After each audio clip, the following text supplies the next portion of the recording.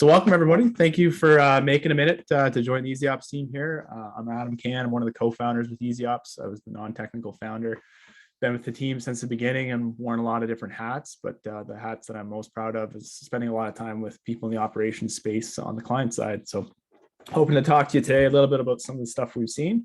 We also got the pleasure to be joined by Mike Exner, our sales executive. Mike comes from the oil and gas background, and also again, we've spent the whole year talking with a lot of operations folks and, have some things we want to share and get the pulse where people are at. So logistically, it's a webinar, so you guys get a recording of this after, but also if you have any questions, the Q&A bar at the bottom there. So please feel free to throw in there.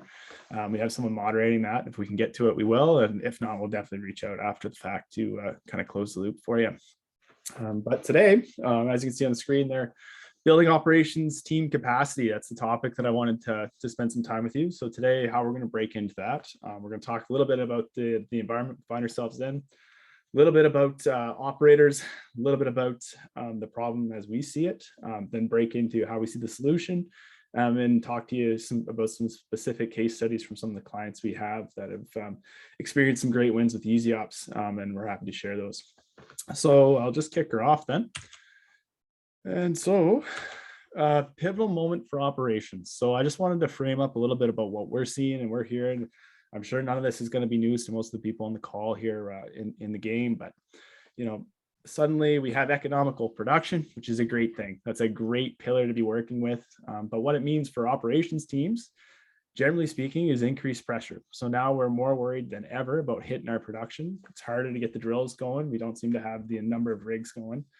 And then we're asking our operations team to do a lot more with the same staff most times. So now that we've gotten into some economic plays where someone else can come back on, we can get a little bit of extended life, which is great for the company. But when we boil that down for the operations team, it's just a little more demand on their time. And we just need to prepare them for that. The next thing that we're seeing quite a bit of is emissions reductions requirements and compliance increasing. So effectively what we're seeing is, a demand for a whole nother system on these companies to be able to report on emissions, to be able to gather data, to be able to test, to be able to sample. And basically all of this coming down to, again, another demand on someone in the enterprise and often some demand on the frontline team. So a bigger, wider job being made here. And then the third pillar is labor shortage. So we're seeing now, we lost a lot of the people in the industry in the last downturn. Not all of them have returned. We're also seeing a lot of people are aging out. I'm from a generation where it wasn't as common to get into the oil and gas game. And unfortunately, those numbers have kind of been persistent as people kind of pursue some other careers. But what it does mean is when we come to how are our operations team going to work and act, that means we're going to have less people with the skills to train and potentially more greener people. So we just need to be aware of these things about how are we going to transfer information to make sure that our operations teams can keep and maintain strong operational culture. So first, I wanted to tell you guys a little bit about ezops, just so you can know why we're in the room and why we're talking about this sort of stuff. So for those of you that know me, you've probably heard this spiel before, but before ezops, we were working for an operating company. So really everyone on our team has a lot of operational experience. We've sweat it, we've bled it, we've been stuck in the ditch, the whole nine.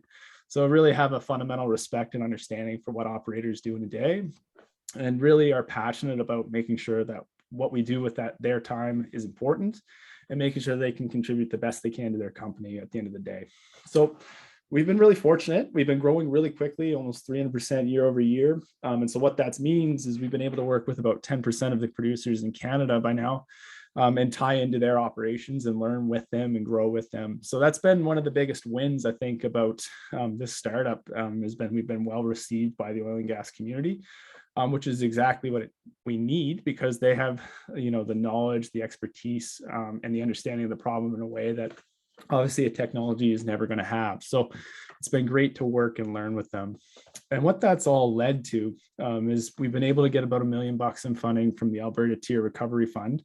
That's headed towards our augmented intelligence platform that I'm really excited to talk about a little bit later. I see that platform tying up a lot of loose ends in oil and gas. I think as a generalistic statement, we've made a lot of tech leaps, and we just need to kind of put a bow on it and make sure it gets down to the people.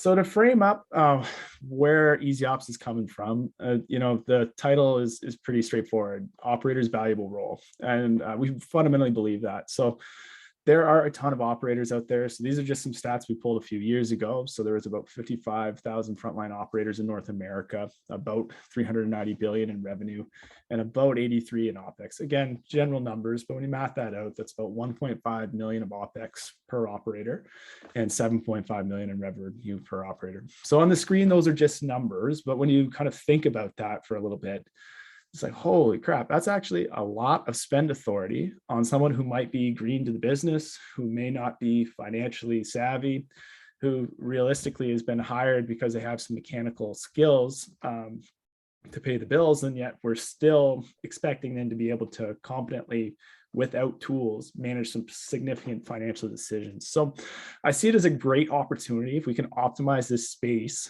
because what's so prime about this is just the problem is so big that even if you can save 10 or 15% here, you've made a material impact. And we certainly hope to save more than that. But that's the reason why we're in the space and we feel so strongly about it. So now I wanted to frame up for you guys the operation problem as I see it today. So this is kind of a good thing, to be honest.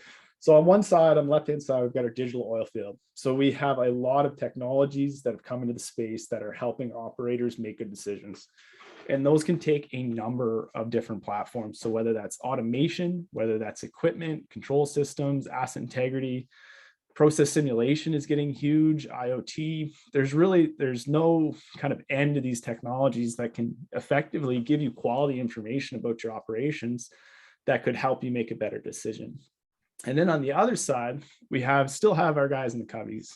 So we still have operators on the ground that still need to go travel, have a safe day, and then plan their day as well. And so something that we see at ezops is we still don't see a lot of automation in this side necessarily for everybody. We still see companies work in the PPE system we call the paper, pen, Excel. So that would be for operator training, shift logs, inspections, planning, communication, all of these things that we know about, but not yet automated. So what that leaves is we have this execution gap in the middle. We have really good information on one side. We have a human who has the skills on the ground to create action and make the savings. And then we don't know exactly how they interface. We have a lot of interfaces on one side and we have one human on the other. And it just creates this cognitive load that at some point almost becomes impossible. It doesn't take very long here before we run out of real estate, and then you just pick one thing to plan your day around. So really at the end of the day, where ezops needs to fit and where we hope to go is to take in the brains of the industry, because it's not just us making great insight. There's a lot of people making excellent insight, and making sure that's communicated a lot with the company vision for that specific producer back to their frontline ops teams, so we can get a little bit of clarity about their day. So what I want to play out for you guys now is, what happens if we don't do this? So like, what is the status quo? So this picture here, I've literally sat in this chair so I can describe what's going on here from the operating days. He's got an old SCADA up on the screen. He's trying to see what the wells are doing. There's a computer in the forefront where he's got his email. Hopefully he's figuring out what's forming. On the shelf, you can see some samples. So really what this operator is trying to do here is figure out how the heck do I best spend my time? And then look, he's looking out the window, check the weather. So really what he's trying to do then is take, in this case, just 4 inputs. And in many, many cases, there's an awful lot more than that. It can get up to 10, 12, 15 with some of the text now.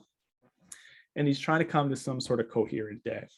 And so what we've been finding with ezops, the odds of Adam going out and planning a perfect day, pretty friggin' low. The odds of Adam and Mike going out and planning the exact same day, almost impossible. So really we've lost the control. And what that means is we have increased risk. And so what does increased risk in this front mean? Often it means operator error is the leading cause of significant plant incidents. 40% of unscheduled plant shutdowns involve humans. So what it means is we have people with really good intentions, a little bit overloaded, not making optimal decisions that leads to downtime. And in today's market environment where it's so important to keep production flat or up to its potential, we really can't trip over our own feet here. We have enough other burdens that we got to deal with. We got to eliminate and automate wherever we can. So where does that bring us in the grand scheme of things? So for ezops, when we started, and we stick by this, our reason to be is equip operations teams to perform at their best, full stop. So we feel so strongly that if you can get in this space with that opportunity and apply the technology with the already competent people, you're going to the moon. Like, you're really going to make a difference on your OPEX. So the formula that we've come up with about how we go about that and how we might execute on that is 3 simple steps. So we've got get clarity on your goals, make data-driven direction, and then reward for taking action. So clarity on your goals, it sounds really simple. It's like, okay, well, we can get the frontline team all aligned. But what we've been finding is, like, when we go out and talk to operators and you ask them, like, what are your goals today? What are you physically going to try and do today? We get 1 of 2 answers. So the first answer is production up, OPEX low. And that's the only answer they can give you. And then when you try and drill into that, like, it just kind of falls apart because there's not really a culture there that explains, what does that actually mean? Does that mean you're going to drive around today strictly based on production? Which isn't a terrible idea, but that can leave some room for improvement if you have some other things that you could be doing when you're on the well sites. And the second answer I get a lot, scares me even worse, is, my goal is to keep my boss happy. And to me, that's scary stuff because, boss to boss, that's going to be different. What does the boss's boss want? We don't really know. And then how can we have clarity on goals if that's the answer? So really, step 1 for Easy Ops is translate your vision from the frontline, from the management team down to the frontline in a tangible, real way. And so the way we do that is with technology, and that way it creates a consistent ask from the head office or management, whatever you want to call it, down to your frontline team to say, this is what we expect from the frontline operator. This is how we need you to interface. This is what we need you to collect and go out and do. So that's super important, get clarity on goals. So that way we're all working off the same operational playbook, and we're going to get consistency in the result. So the next bit is data-driven direction. So everyone and their dog in the tech space is going to tell you they're spitting out data-driven direction. And that's good. It's a great start. But the reality is, like I was talking about, our operator sitting in the chair, he's got a lot of inputs. So we got to figure out, how do we rank and order these? What is most important? What are the scenarios where that's not as important? But really what you need is, when you automate everything you're aware of and you know of, we can start to make some of these data-driven decisions that are consistent, and then we're able to train the next wave of operators on what we want them to do. So that's data-driven direction. And then last but not least, we have people involved in this cycle. We always will, to some extent. So we need to make sure that the people involved know exactly what the goal is, clarity on goals, have data-driven direction, and then are rewarded for taking action. So for Easy Ops, it takes a number of different ways, whether it's just, credit on who did what. It doesn't need to be complicated necessarily, but there's a lot of performance management principles that can be held up with just a little bit of credit. And so it's really important there that we take care of all 3 of these to make the wheel turn around, and so that we have a vision from the corporate down to the frontline. The frontline actually understands how that would materially change their day, and so they get it. And then we close the loop by saying, thank you, we appreciate it, what you're doing the right thing, carry on, right? So now we have this wheel of operations turning and turning and turning, building momentum. So how does that actually shake out? What does that physically look like when you get there? So this is just a dashboard that we have on Easy Ops. It's just going to give you a kind of a summary of the ideas that we're trying to put down. So on the left-hand side, we've got recommended locations. I can see that production has dropped. So, again, we're trying to automate things that we know of. If we're missing production, we want to go after it, right? Next, we're looking at maybe tank volumes, and it's looking like we're projecting that we're going to be out of methanol. So we got to figure these things out. These are all things we can automate and get some visibility on. Then, as you can see, we get into some moderate things, then there's some low level things. So really, giving it all to the operator in a way they can consume it, and allowing them to keep their dignity and still use their talent and skill, because that's never going to go anywhere. We always want that. But at least making some clarity to them about the direction which we'd like to achieve it. And then on the top there, you can see just a little map of the suggested routing you might take to get there, followed by with some other key KPIs and alerts. So what I'm going to do now is I'm going to, because I've been staying high on the theoretical side of things, what I want to do is kind of bring it back down to kind of rubber meeting the road on what does some of the wins look like from following some of these principles. So I'll pass it over to Mike to go over a couple of case studies. Thanks so much, Adam. So we know what matters to producers is proof that technology works in your world. I'm going to share 2 case studies and some detail on how Easy Ops works. First, a case study around compliance. So one of our customers is an oil-focused E&P company that came to Easy Ops looking to grow from 7,000 to 20,000 barrels of annual production, largely by making acquisitions. So They needed more from their operations teams, but were already struggling to make compliance management strong and consistent. So in the field, they tried various paper-based forms and Excel compliance programs, but the field guys were unclear what compliance tasks to do and when to do them. So different team members would fill in data differently. Some forms didn't even make it back to the office, and every month data was getting missed. So that trickled down to the foreman and meant that they needed to catch up at month end. So that meant that they needed to driving to different sites, trying to get missing information or to get the guys to fill it in properly. So that meant there was reporting frustration in head office as well, which ops management obviously heard about as well. So compliance leaders were spending hours trying to get data into shape for reporting, and that left execs feeling pretty low trust for their compliance overall. So with ezops in place, the company was able to manage compliance in 15% less time with true reporting accuracy. So how did they do that? Well, the field team had automated schedule. So basically just automate what you know with tasks and alerts and guidance on what data to gather and how. The foreman no longer got surprised by data gaps at month end. In fact, he had real-time visibility for the data that was being submitted. The alarms on everything that were overdue were also clearly visible, and he was able to follow up immediately on those overdue items. So same real-time visibility was there if any incidents occurred as well. So lots of visibility and communication available through the platform.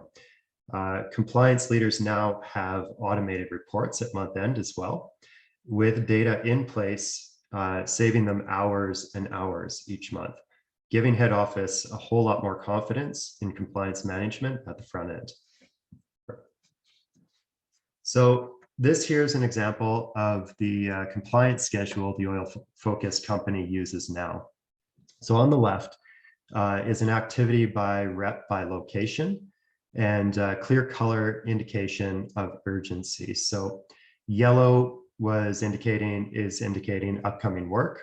The green indicates overdue, and dark blue indicates completed. So there's clear indication of what's done, who's accountable, and what's coming up and what's overdue. So this second case study is about a customer that's highly efficient natural gas producer. So they were looking to ramp up activity without hiring more people onto their operation team, but could see their frontline teams were already struggling to make consistent decisions on how best to contain their costs. So the field teams were drowning in fragmented data. For example, they had separate scheduling data for trucking, for maintenance, for inspections, and also for compliance. So with fragmented data, field reps were making multiple trips to sites to perform their tasks. There was no smart monitoring of tank levels, for example, to book truck hauling at optimal times. And early on, we detected issues with overspending on chemicals. So the foreman and ops management expected as much. There wasn't precise data on chemicals needed. So chemical volumes used were often higher than necessary, impacting equipment maintenance costs and truck hauling as well. So with head office, the same compliance issues were felt that our last customer felt as well. They also had missing HSE data, and with the platform, they're actually able to layer in a predictive spending as well. So field teams wouldn't consistently enter their data in their original scenario, which also had data gaps required for hours of cleanup at month end as well. So with ezops in place, the producer was able to reduce their OPEX by 18%, and they reduced their carbon emissions by 33% with less truck hauling and drive time. So field teams, now they had an automated schedule, again, just automating what that groups activities by location. That same scheduling system ensures that maintenance is scheduled when parts are available on site to reduce return trips to the field as well. There's less downtime, faster task completion, and about 300,000 kilometers saved in drive time over 2 years. So operations teams now have precise chemical management with data-driven precise volumes of chemicals used and predictive scheduling of hauling of full loads, together saving the company hundreds of thousands of dollars. On the compliance front, head office has month-end reports that are now automated and accurate. The field teams see compliance activity and alerts as part of their automated schedule, with guidance on what to track and where. So this next slide here is an example of schedule their field team sees. So again, it's color coded, red indicating urgent or overdue, and yellow indicating upcoming or getting closer to urgent. So in this screenshot, you can see they've got 5 upcoming tasks that need to be completed for their preventative maintenance schedule. However, there are about 102 total tasks running in the background, just waiting to get completed as well. This next slide here, there's an example of another schedule their field team sees. It's also color coded by urgency. So this is integrated Power BI report in our platform, one of many canned reports that we currently have. And these reports are very simple for us to create. If we haven't already got a report that works for your team, then we can create one in a matter of hours. So what I hope becomes clear in those case studies is our technology is cloud-based operations platform that runs primarily on mobile devices. What sets our platform apart is how we're innovating. We're bringing in AI-driven intelligence to predict the right daily activity for operations teams. We've got APIs to connect with other data sources, and we're providing one single source of the industry's most usable operational data. So based on all that, I'm going to pass this back over to Adam, and he can kind of take you through a 5-week path to adoption. Awesome. Thanks a lot, Mike. So as you can see on the screen there, we've got a 5-week path to adoption. This isn't rocket science. You're going to see a lot of technologies use the same kind of template, but I wanted to talk today a little bit about kind of what we found to be the secret sauce with ezops and why we have a 100% adoption rate. So obviously, step 1, gather your digital information. So you guys, none of the things that we propose today are necessarily new. You know, we're doing compliance tracking somehow in these enterprises right now. So we take in what you have, but that's really not what the whole point of that step. The whole point of that step is to really gather the vision from head office, middle management, and the front line to understand what is it exactly that we're asking from our operations team. Let's get really clear here. Let's make this black and white for the first time and make sure that way everyone knows exactly how that might transpose into a digital setting or a data gathering setting. So the second step is create a digital model of the assets. So you're going to see a lot of softwares kind of say, hey, here's the keys. Good luck, friend. Driver like you stole it. At this point, and early on in our ezops career, we kind of figured out, that's a lot of load that is going to be on the producer. So we take that load off the producer's shoulders and take it internally. So we have a setup team that's comprised of customer success experts and ex-operators. So we've got this sweet combination there that allows us to understand exactly what it is your team is telling us, translate that into what does that need to be in the software, and then to execute it. So your team gets a perfect model at the end of the day that represents their working area. Then the third step, in-person training for all users. And it sounds like a really simple step, but I think ezops spends the time to take this to the extreme. We fundamentally believe you have to bring value to the frontline user first, kind of full stop. We need adoption, and the way you get adoption is you actually help someone out. It's pretty simple. It's not crazy that way, but to actually do that requires you got to be there, you got to listen, you got to hear where are the redundancies, where are we double dipping, where are things being done in other ways. We have to approach this with a genuine stance that the goal of this software is not only to create coherence through the organization, it's to make the operator's job easier and better and easier to consume. So we spend a lot of time and effort to pull that off. The last couple of steps. So step 4 is troubleshooting and adjustments. So again, back to, not just throwing you over the keys. EasyOps takes pride on not letting people fail. And what I mean with that is we have a really clear view of how people are using the software on the back end. We're able to track just about everything. So we're able to get a sense of whether someone is, having a healthy time or struggling. And then our team can reach out and have an intervention about that before that becomes a big issue. And I think that's really important, is that, you need to spend that focus in the early days to drive home that this is the direction we're going to go. This is how it's going to be useful. This is how the tool is going to be used, so that people don't just get stuck in the, oh, it didn't work phase. Because we do see that a lot from operators, they give it one try, maybe 2 tries. Then if it doesn't work, it's out the window. So we have to, as a team, EasyOps and the producers have to work to combat that. And we're more than willing to do our part in that role.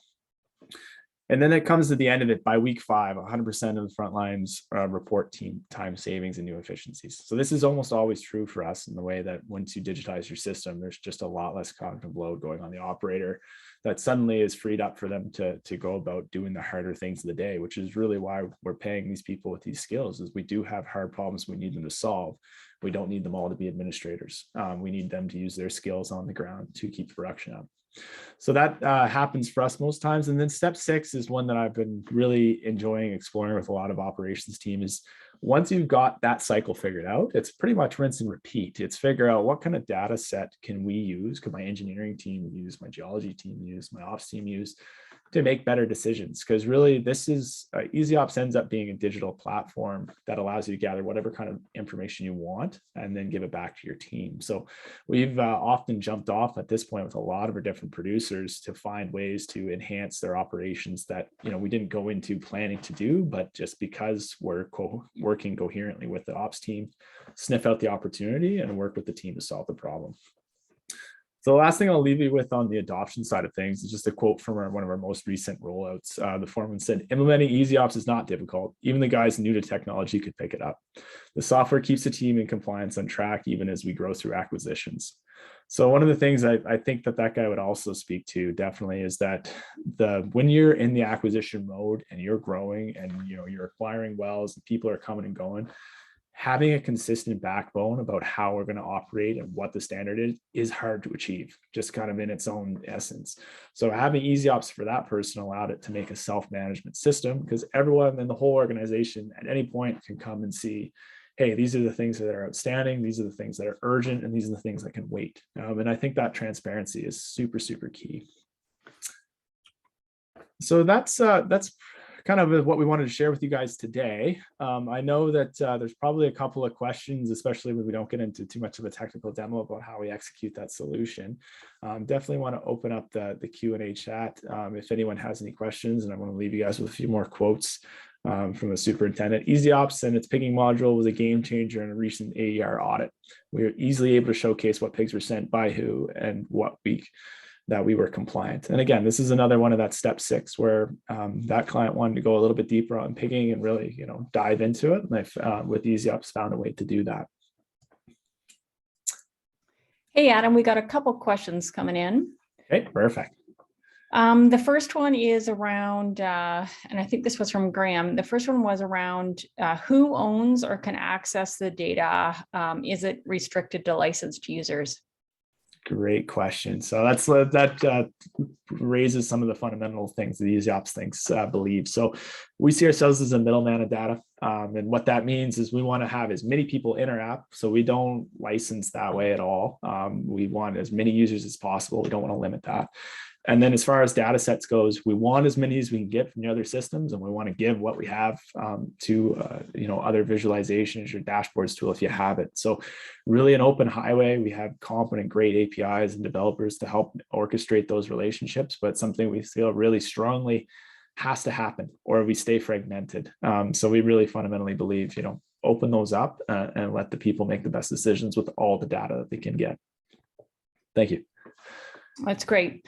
Hey, Mike, I'll pitch this one at you. This is from Joe. Can you explain your payment model? We're a smaller, ambitious producer, and some of the leading tech can be beyond us. Absolutely.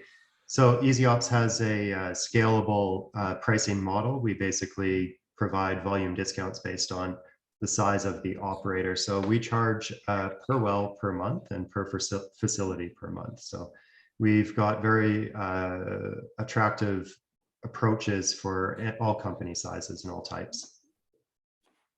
Okay, that's great. And then last question from John. He says, definitely hear you on new hires being where the pressure is at on our team. How does ezops aid with new hires over time?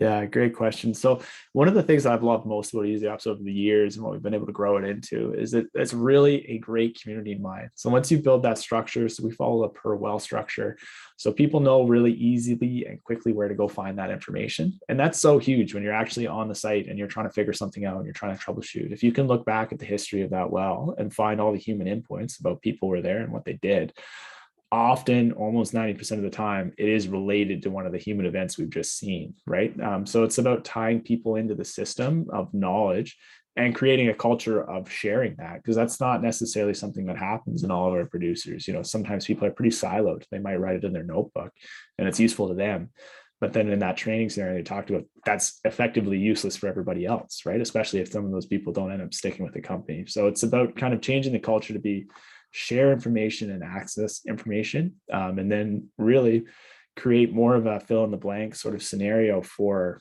our newer staff members to have an understanding of, you know, what is expected and how can I be an excellent operator, and make that really clear. Awesome.